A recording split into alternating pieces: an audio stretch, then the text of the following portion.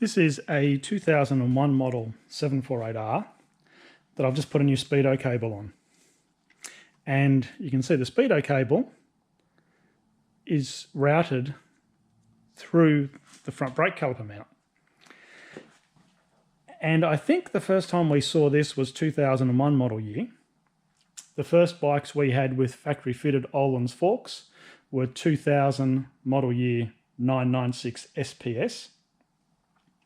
And they had the older twin pin calipers.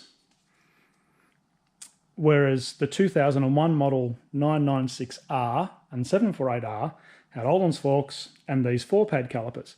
And the Speedo cable running out through the front brake caliper bracket like that. And we thought, bizarre, why would you do that? But if you don't do that and the Speedo cable runs up here, the Speedo cable will get munched by the outer fork tube.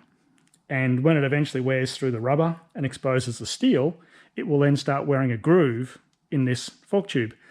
And I'm sure I've seen one where the tube was that worn away, you could see the dust scraper section inside the fork tube, but it chewed right through the outer.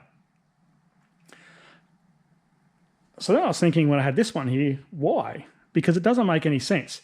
And I measured this gap here to see where the caliper's actually mounted, and compared to the ST4S that's behind it, it's about 13.5 mil on both.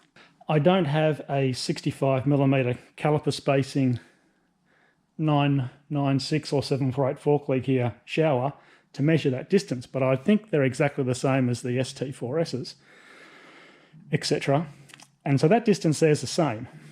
But it looks to me like the actual caliper, the boss on the caliper here, is much fatter on this 4-pad caliper than it is on the original 2-pad 2-pin caliper that the 996 SPS came with.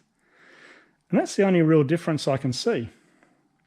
So I don't know, but certainly if you run this Speedo cable in through here, like you would on a shower fork bike, it will damage the cable and then it'll damage the fork tube.